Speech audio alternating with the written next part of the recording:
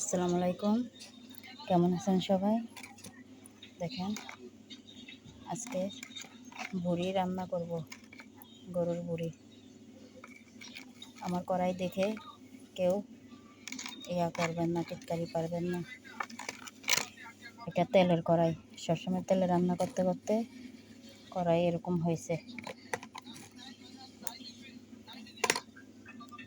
রসুন বাটা, পেঁয়াজ বাটা, মরিচের গুঁড়ি,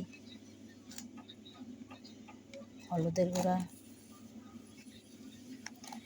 জিরার গুঁড়া,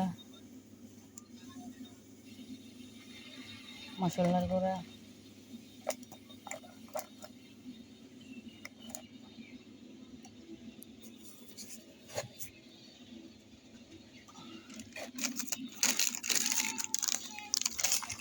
লবণ,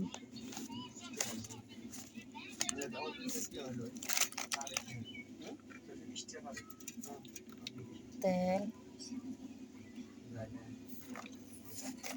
এভাবে রান্না করা যায়।